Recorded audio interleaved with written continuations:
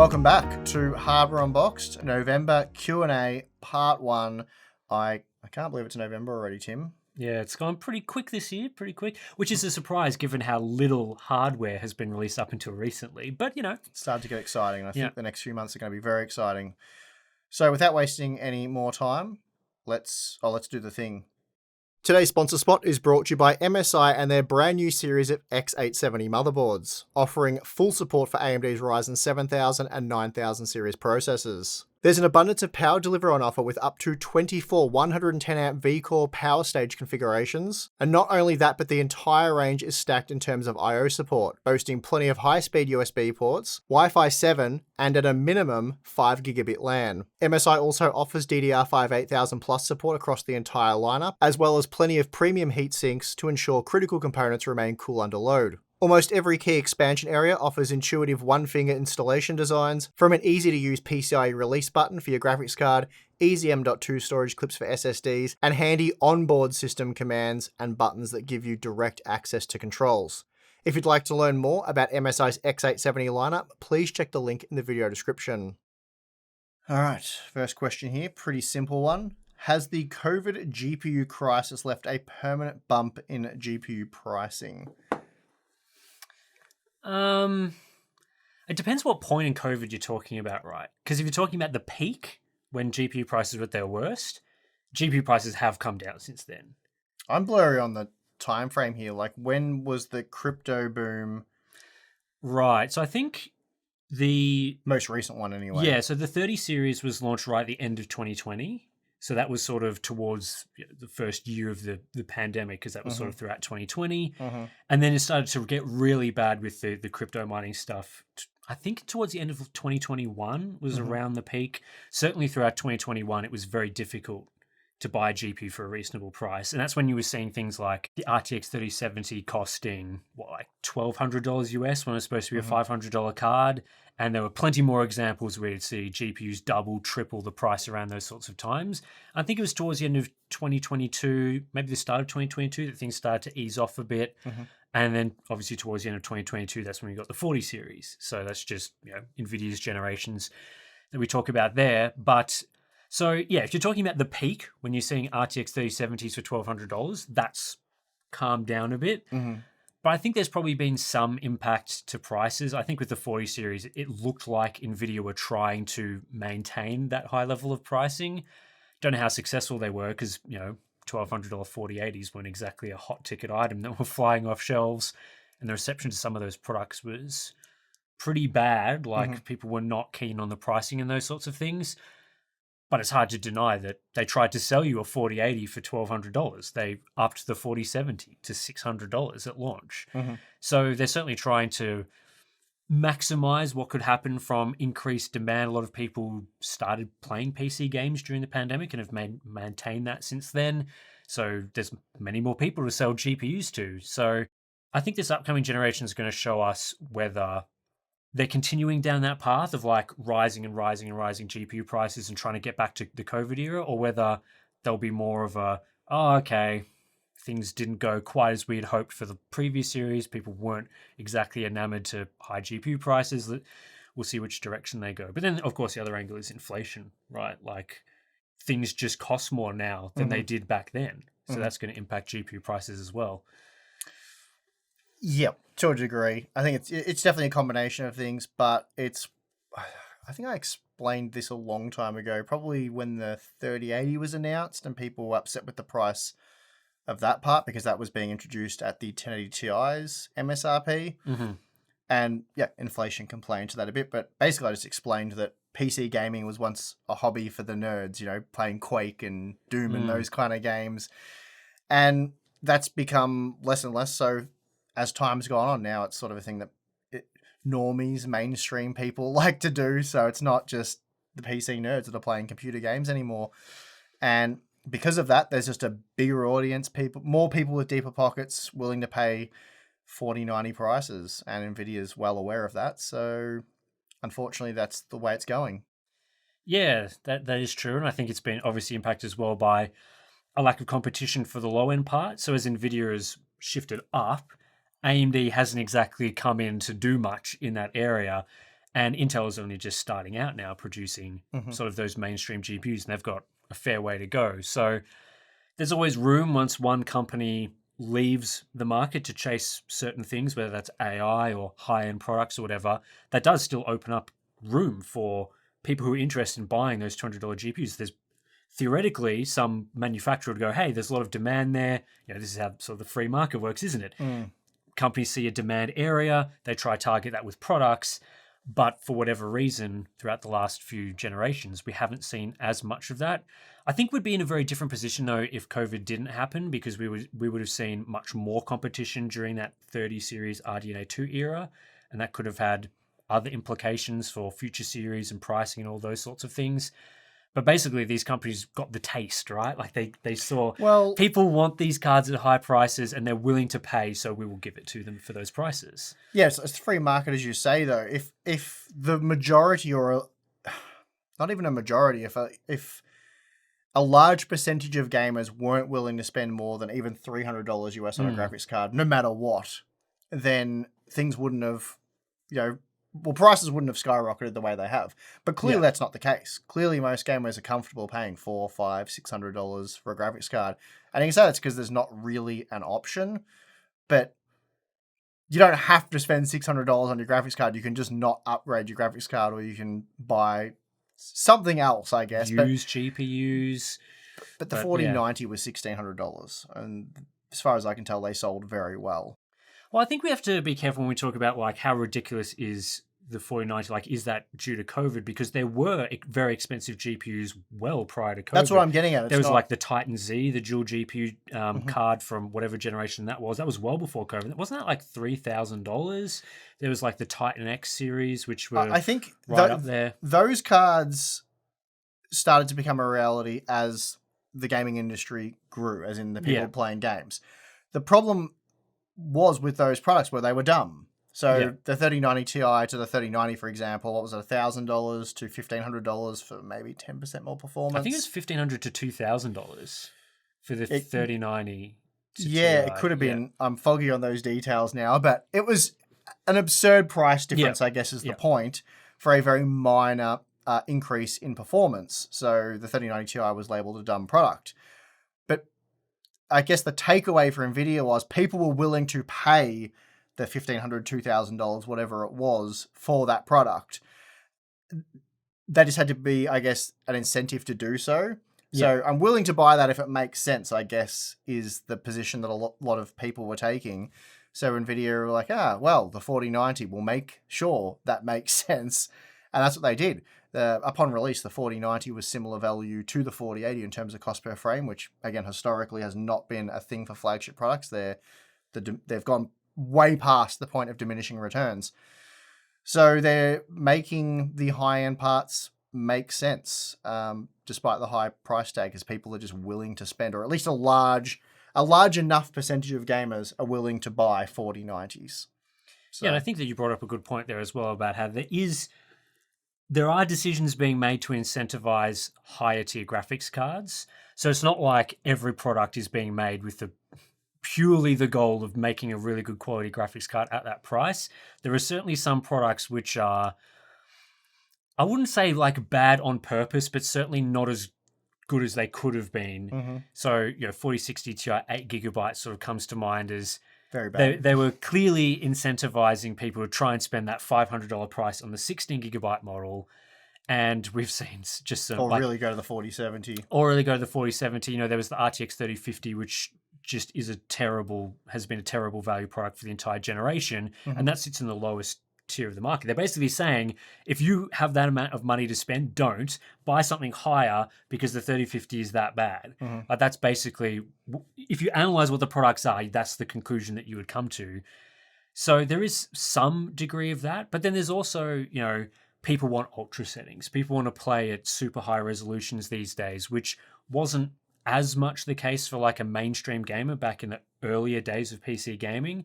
There was a lot more acceptance that, if you wanted to play at the super high tier quality settings and especially resolutions back then in games, you had to buy those top tier products. And these days we've seen things where like there's plenty of games that look great on like medium settings, but no one wants to use medium settings because it's like, oh, what am I missing out on? I'm not playing on ultra, I'm not playing on with ray tracing enabled. Whereas, a game like Alan Wake 2 looks fantastic on medium settings. Cyberpunk looks amazing on medium settings compared to a lot of other games. But then you see the ultra settings, like, there's a little bit of FOMO, I guess. Like, what am I missing out there? That's what ray tracing was designed to do as well. Take the ultra settings to the next level. Yeah. So yeah, I think while, I'd like to see obviously better products from the mainstream, if you do look at what can you do 1440p, reasonable settings, maybe some upscaling, which I know people have divisive opinions on, the experience isn't awful. Like, it could be a lot better, but if you're willing to, optimize those sorts of things, you can still get a pretty good experience on PC. So yeah, we'll see how that plays out with the next generation. We're still hoping for some sort of gain for mid-range buyers, and I think more competition would help in that regard, really targeting those people, but we'll see. If the RTX 5060/Radeon RX 8600 class cards still have only 8GB of VRAM upon release next year, assuming a modest performance uplift, both of those things we'll see, how inexpensive would the price point need to be to get a recommendation for entry-level purchase? So I think this has probably come up because of recent, again, exposing 8GB of VRAM in games like Stalker. Well, what did we say? I think we said for this generation, as in the current generation, the borderline, like the maximum acceptable price point for 8GB would be, did we say 200 or 300? We might have had to concede to 300 at some point. I feel like they might have got us up to 300. For next generation, I'm going to say 200 based on everything we've been seeing. Yeah. I mean, the way I'd sort of look at it, right, is I guess I have to sort of guess what next generation GPUs, what the performance is going to be like. But let's say... Well, it's building on the 4060 by some percentage, so surely. Let's say a 4060 becomes the performance of the 4060 Ti. It's like a 5060 is a 4060 Ti performance. We already know the 4060 Ti 8GB is a really bad product. And when we add 16GB of VRAM to that, you can see that the performance in a lot of games is playable, provided that you've got enough VRAM. Like, we're not talking about ultra settings crippling the GPU. We're talking about ultra settings, 50 FPS, 60 FPS at reasonable resolutions. There's even better examples, but yeah. Yeah, so the card can run those settings, but then they get crippled because ultra level textures, you have to turn that down to medium or whatever to get it to work on the 8GB card. So we know that level of performance would be acceptable, but just 8GB wouldn't be in that sort of price tier. And again, I'm assuming there that the 5060 is the same $300 price. So basically, they'd just be shifting down the 4060 Ti from the crap position it is to another crap position, which means it has to be cheaper than $300. It has to be, $200. Yeah, that's right. I think next generation 8GB graphics cards, $200 should be the maximum asking price. It's not going to be, but that's what it should be, in my opinion. Yeah, I mean, these companies are going to try and justify it by saying things like, oh, well, the memory controller that we put in is only 128 bits or whatever, so we're forced into an 8GB or 16GB configuration. Not, GDDR7 is supposed to come with a couple of different configurations that could potentially unlock 12GB in that. But anyway, these are the sorts of excuses that these companies are going to try and use, right? They're going to say, well, the die, it wasn't set up for that. And, but I think we're at the point now where those are just excuses. Like, they've had plenty of time to plan a proper entry-level GPU that could support more than 8GB of VRAM. And it's just would be poor planning at this point. Well, we know that clamshell designs aren't super expensive and aren't difficult to implement, despite what was claimed during the most recent generation. So we know that can be done at a very small cost increase. And we also know that bus widths and stuff like that doesn't really affect your ability to utilize additional VRAM. So, the claim was often made that the RX 7600, so the 7600 XT version with 16GB of VRAM was a scam. You couldn't use the extra 8GB of VRAM because of the bus width, bandwidth, the whole lot. Absolutely not true. And it affords you optimization and flexibility. So you can essentially run at the settings that a 7600 could run at, but then on the XT, install a HD texture pack, or just crank the texture setting up to epic. Yeah, or use frame generation that might not have been possible previously, or depending on the performance ray tracing. So you can still enhance the overall visual experience without crippling performance. So that's absolutely achievable with enough VRAM. But at the end of the day as well, there are other advantages to having enough VRAM. So you can argue that it's only a problem in AAA games when they get released initially in an unoptimized state. So Stalker 2, The Last of Us Part 1, Hogwarts Legacy. The list just goes on and on really for recent games. But again, if you have ample, sufficient, additional, whatever you want to call it, if you have more VRAM, you can play those games. I played The Last of Us Part 1 on a 6700 XT, 12 gigabytes of VRAM, ran perfectly fine for my playthrough to where we got to the woods where I benchmark. If you used an 8 gigabyte card, complete mess, didn't work at all, even at 1080p. So if unoptimized AAA titles is going to be a thing that you expect to see for the foreseeable, then having additional VRAM will mean that your initial experience will be better. Again, we're not defending games. We're merely pointing out that this has been a thing. Not always a thing, but it is often a thing. And again, if you have enough VRAM, Stalker 2 plays pretty well. It plays really well on the 16 gigabyte version of the 4060 Ti. Can be sketchy on the 8 gigabyte card depending on your configuration. That sort of brings me to point 2. When you're paying, what was $400 for this generation? When you're paying quite a large sum of money, you really don't want to have to worry about whether the game's going to be playable or whether or not you're going to run into stuff like stuttering issues due to VRAM. You want that just not to be a thing you have to worry about. So you really that's for like a $200, $150 GPU. They're the headaches of real entry level stuff. You want to really just find the level of performance that your GPU can handle, like what setting, and not have that held back by an additional bottleneck that is memory. That's just annoying and not something you should really have to deal with when paying $400 US or more. Yeah, I mean, it seems ridiculous to me that you can buy a brand new 1440p high refresh monitor for under $200 now, but at $400 on your GPU, you're not getting cards that can play 1440p ultra settings at 60 FPS in a lot of games due to VRAM. So yeah, that's just unacceptable. And I think the thing that's going to change this is just having an option. We've already heard from retailers and AIBs and those sorts of things that the 16 gigabyte model of the 4060 Ti was much more popular than the 8 gigabyte model. So if we start to see cards where, or at least the options in that lower tier of the range, where one brand is having their 8 gig card that's kind of crap, but then there's alternate options of 12 gigabytes, 16 gigabytes from potentially, say, AMD or Intel, then that's going to change up that discussion a fair bit. There's going to be actual options for people who are concerned about VRAM to get something different in those price tiers. And AMD sort of did that. They attempted it with the 7600 XT. It's now down at a more reasonable price. I think it price matches the 4060 at the moment, which is a much better position, but that's where the card should have launched. So hopefully with next generation models and these companies saying that they're going to target these price tiers, that you would see some genuine, at least some thinking about like what do consumers want in that price range? Like they're telling us, the companies, that they want more VRAM. They're buying the cards with more VRAM. So what should we be doing? We should be giving them more VRAM. That's the lesson that they should be learning. The question is whether they have other incentives for upselling you or whatever. But again, 8 gigabytes of VRAM above $200 is going to be a hard sell. Very difficult.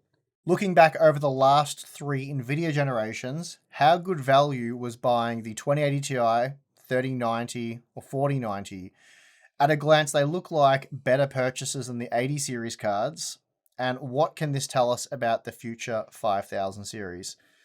So, with the most recent example being the 4090, upon release, we had the 4080, $1,200.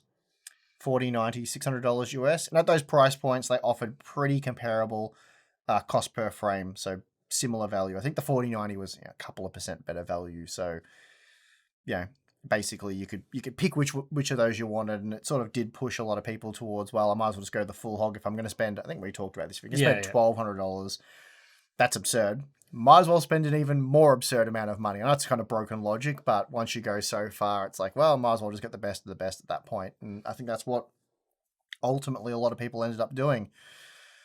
So with the next generation, well, actually, then after they did release the 4080 Super, which was meant to be $1,000 US. I know it can be, at least the last few months, it's been that price. I know it was a few months after release, it was more like $1,200. It was basically there's a couple of months there that it wasn't, and because you tracked that better than I did. Yeah, I think it's been around $1,000, the cheapest models for a little while. Okay. Yep.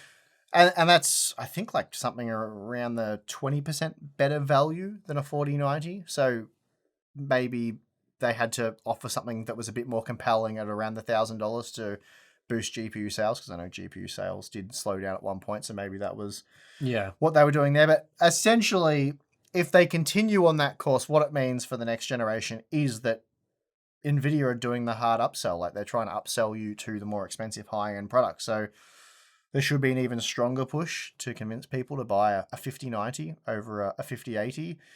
And they've inverted the market or their lineup, because it used to be the best value was pretty close to the entry level. I think like the absolute entry level was generally not that great, but then the true entry level was pretty good. And then, you paid a small premium for a good performance increase, say from the 1060 to the 1070, and then a premium from the 1070 to the 1080, because you got more VRAM and stuff as well, I guess. Well, some of those examples you did.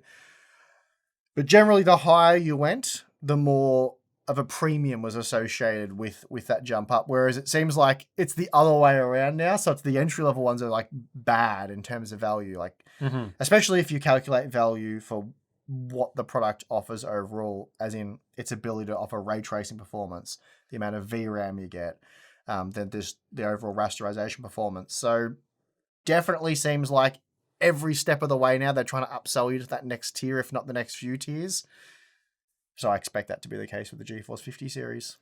Yeah, I do as well. It'll be interesting to see how effective that is, because I don't think there's a lot of demand for people who normally spend $300 to suddenly spend $500. I just don't really think that's a realistic path that they could take. Like, I think you could convince someone who is maybe going to spend $700 on like what is now the 4070 Ti sort of product to maybe shift up to get something that's more premium. And obviously with the 4080 to 4090, that's definitely what they attempted. And I think you could convince someone that was going to spend $1,200 to spend $1,600. But when you're talking about those entry-level price points or mid-range price points, usually people are in that price tier because they either can't or don't want to spend more money. Like they buy in that, they're not like, oh, what am I going to buy today? A 4090, or am I only going to spend $300? I think they've just tried to, I think they've spent generations and many years now, probably the better part of a decade, killing that though. So people who have jumped into PC gaming over the last 4 years, that's not really their mindset or their expectation. So if you jumped into PC gaming anytime over, say, the last 3 years, you're not sort of sitting here going, where's my really powerful, good value $300 GPU? You're kind of like, ugh. Sure. Your mindset more is $300 GPUs are like what I talked about, the old entry, your $80 entry level GPUs that you shouldn't have bought. That's kind of what $300 GPUs are to them. Not enough VRAM, they're slow, so you don't even entertain them. You're essentially wasting your money at that price point. You really want to bring at least $500-$600 to the table, and I really think that's the mindset that NVIDIA is trying to get into gamers. So when we get another 5 years down the track from now, people are like $500. That's what you spend for a GPU minimum, right? I think that's where things are heading. I think that's what NVIDIA has been trying to do over the years, is just normalize spending $600, 4070, $600. Yeah, that's what you'd buy. I think they're trying. I mean, I think in some respects, the competition that's been around them has, I'll just say, they have let NVIDIA do that. Like, AMD has not presented strong enough competition but it's also to allow NVIDIA not to do that. Like, if AMD had a really great $200 or $300 GPU that was universally the best in that range, right? Yeah. Then NVIDIA would not be able to normalize a $500 GPU. I totally agree with you, but AMD and NVIDIA have the exact same objective. But that's what I'm saying, right? Yeah. Like, they have NVIDIA's objective makes sense because they're a monopoly and they're in the leadership position. So they can do whatever they want. Yeah, okay. Whereas with AMD, I agree they have the exact same objective, but their objective is wrong and hasn't worked. Well, that is true. So we've seen AMD's market share wither away because they've made these, in my opinion, terrible decisions. Agreed. And so effectively the lack of competition that AMD went down that path, and that lack of competition that's created has then allowed and enabled NVIDIA to try this strategy of normalizing $500 GPUs. If there was actual, let's say there was a $300 GPU that was amazing, and you just wouldn't toss up any other option from a non-NVIDIA brand, then it'd be really hard for them to say, like, you need to spend $500 on a 4070 or 5070 or whatever. But that's just not the reality that we're in. Now, AMD said that they're going to shift things around and try target that price range again. Whether they're forced into that because of the products that they're making or not, we're not sure. But they've said they're attempting to do that. Which is what they should have done a long time ago, and perhaps it's what NVIDIA expected them to do, which is why they push so heavily for this RTX branding, whereas like you want to have an RTX GPU, because RTX in the mind of so many gamers that probably aren't informed to the degree that you'd like them to be, think that means ray tracing.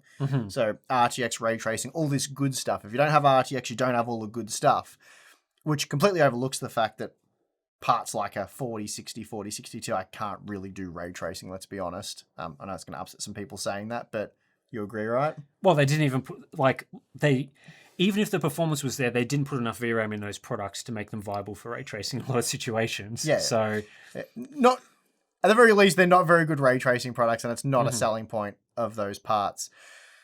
So, again, they pushed that strategy quite heavily, and AMD didn't really rise to the occasion anyway, so it's just furthered their cause. It's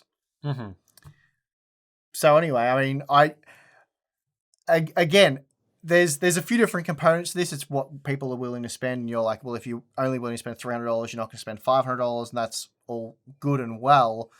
But then if there's no alternatives, and then you've been conditioned year after year after year after year that if you want to be a PC gamer, you want to play the latest AAA titles, you want to do so and take advantage of all these new cool features and really enjoy the experience, then cough up the $600. Don't be a tight ass. That's what they're saying. Yeah, I mean, I think AMD tried to benefit from that, right? They're thinking, at least how I see it is, they wanted to ride that wave. They wanted to ride the wave to the $500. Yeah. They wanted to be like, people are going to spend $500 on a Radeon card, surely. And like, let's be honest, that hasn't happened. Not really, no. And so, like I said, I think that if there's still demand for people who are wanting to only spend $300, then some company theoretically would service that market. And there's the whole angle of, as well, like gamers, I know PC gaming is very different to console gaming. You'd buy a PC for a very different reason to a console, but PC gamers are not living in a bubble. Like, people can see what a PlayStation 5 costs. And so there's always going to be that as sort of an anchor point where people will be able to see, even if NVIDIA's trying to get you to spend $600 on a 70 class card, you'll be able to look at the price of a PS5 and go, well, for just a gaming system that's entry level, maybe PS5 owners will get upset calling a PS5 entry level, but you can buy one for $400. So like, how reasonable is spending $600 just for the GPU? And of course, with PC gaming, again, like it's very different. You buy them for different sorts of objectives. But people are so frustrated by GPU prices, I feel, because they can make those comparisons. They're not just looking at old GPUs and going like, yeah, ages ago you get a 1060 6GB for $250 or whatever. They're saying, well, the console gamers are over there having a great time playing their consoles that they've spent $400 on. Meanwhile, here I'm sitting with my PC that could even be giving me less of an experience at $300 or $400 on the GPU. So, yeah, I mean, at the end of the day, is the tactic working or not? Is NVIDIA successfully upselling people and selling GPUs and making big profit margins? I mean, also there's the angle, do they even care because of AI and whatnot? Yeah, I mean, I think if you look at like how much money the GeForce or gaming division's making in NVIDIA, it is slowly growing. So it's not like it's gone backwards. But then for AMD, it clearly hasn't worked, and that clearly has gone backwards. So basically, NVIDIA's tactic of upselling you and charging you more has worked. For them, yes. And AMD's tactic of charging a little bit less for a slightly inferior product hasn't worked. I think so. So it's really up to questions of how far does NVIDIA want to push that? And then is AMD content with having their Radeon division continue to slide in market share? Mm-hmm. I think NVIDIA is going to be very content to get people to push up, but it sounds like AMD's going in a different direction. But we'll see. We'll see what that actually means. That could mean anything. Mm-hmm. Recently, games have been requiring very fast CPUs to even have a stable 60 FPS. What is the lowest tier of CPU you'd recommend for someone who wants solid performance in the latest games? 9800X 3D. Everyone buy one. No. Yeah, it's a tough question to answer, really, because it does depend on the games. And again, if you're talking about the Stalker 2s and maybe Starfields and those sort of games, then the minimum CPU... probably around something like a 5800X, not the X3D. Probably a 5800X would be the minimum CPU that you'd want. Would you agree about that? Yeah, I was thinking even the X3D around that sort of. If you want 60 FPS, I don't quite remember how games like Starfield or I'd have to go Stalker test play them all. out. Yeah. But I think that 60 FPS on a 5800X would be on the edge in some of those games. Mm-hmm. Again, I guess scaling doesn't really affect it too much. So basically, you want like a Ryzen 5 7600, 7700, Ryzen 7 7700, and then probably like a 13th gen CPU as a minimum, like 13600K, 13700K, which is pretty steep. I mean, you can probably get away with 12th gen as well on that one. Yeah, I mean, the 7600 isn't that expensive. So if you were building a new PC today, you'd probably just still recommend something like a Ryzen 5 7600 for what is it, like $200? Yeah, well, like under 200. The AliExpress special, the 7500F, they're dirt cheap. So grabbing one of them is a good way to sort of get great gaming performance. The CPU side of things isn't. I was going to say it's not that expensive, but again, that depends. Do you need a new motherboard? Do you need DDR5 memory? Then it does start to get quite expensive. Still probably not GPU expensive, mind you. Mm-hmm. For a fairly crappy GPU like a 4060 Ti 8GB, you can generally get yourself a pretty good gaming CPU, motherboard, and memory combo. So the CPU side of things, the requirements aren't too crazy. Yeah, I mean, we're talking like entry to mainstream level current generation products as being sort of the minimum. So yeah, I think the good news is that the Ryzen 5 7600 that we're talking about is sort of an entry mainstream level current generation product. Mm-hmm. So we're not talking about the minimum being like mid-tier, high-end sort of thing. It is, as we've been saying, sort of relatively affordable and probably isn't going to be the limiting factor cost-wise for a lot of builds. So yeah, it's good that we're, at least for the CPU market, the products that they are offering you in those sort of sensible, affordable price tiers are actually worth buying, which we can't say for things like GPUs necessarily. So at least that's something. Some rumors say the 5090 is going to be some sort of extreme Halo product with double the compute of the 5080 and require two 12-volt high-power connectors. If that turns out to be true, what do you think that will mean for the product stack when NVIDIA starts pumping out TI and supercards? So yeah, I mean, we've talked a little bit previously about these sort of Halo products and why they're in the market. And I think when you look at sort of the rumors, I don't know whether the rumors are true in terms of the specifications and stuff. The 5080 looks to be half of a 5090, which is going to be very interesting because we haven't really seen that level of discrepancy between the top end and an 80 series card before. But I think this is because NVIDIA wants to charge an absolute boatload for the 5090, like $2,000 or something crazy like that, while keeping the 5080 in a more quote-unquote sensible price. And I'm saying sensible knowing full well that $1,000 is still a lot to spend on a GPU, but I don't expect a 5080 to be, say, $1,800 versus a 5090 at $2,000, for example. And I think this is because they probably would have seen with the 4080 that when they tried to sell that for $1,200, a lot of people just went straight up to the 4090 instead, and they had a lot of trouble selling 4080s. So if you make a card where instead the 5080 is half of a 5090 and you make the price discrepancy massive, then you sort of leave that 5090 as the premium product for all the people with tons of disposable money to spend, and then the 5080 is like the top of the more, again, quote unquote, unreasonable, because I know some people will say $1,000 is still very unreasonable. I agree with that. I'm just saying it's probably going to be part of a different range. And the 5090 is going to be seen more as kind of like those dual GPU cards that we used to see ages ago, where they were like double the price of the next tier up. So yeah, what does it mean for the TI and the super cards? Well, there's going to be a lot of room to put them there. So if they start seeing demand for people spending $1,200 instead of $1,000 theoretically for 5080, bam, there's your TI. If there's maybe people wanting to spend $1,500, TI Super, they can put that in there. There's probably enough room for a TI Ultra Super. That's right. There'll be the TI, there'll just be the Super, the TI Super, maybe there'll be a Super TI, and then the Super Ultra TI. Why not? But yeah, I mean, we'll see what happens there. It's going to be a very interesting generation to see where all the little product segments go, where everything fits. But yeah, that 5090, expect to pay a pretty penny for one, I reckon. All right, I reckon this is a quick one for you. Future GPUs of all brands will most likely use PCIe 5.0 as they're connected to the motherboard. Should I take this into account when planning to upgrade an existing PC to a 9800 XUD in the next 12 months? Getting PCIe 5.0 support is nice. Maybe I don't know if it's worth saying ideal. It's a nice thing to have. Whether or not you need it, hard to say. Probably not.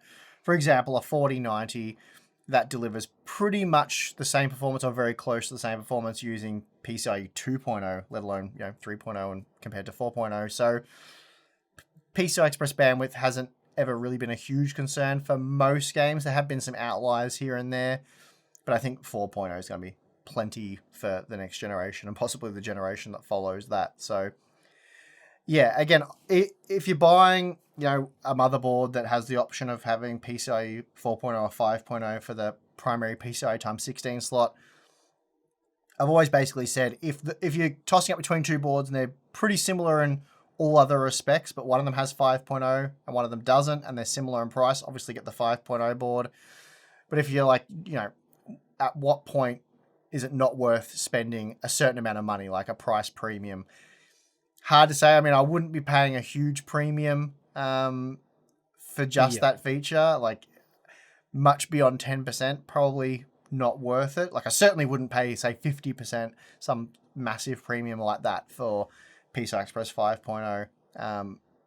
So yeah, it's going to depend on the price point, the boards you're comparing, all that sort of stuff.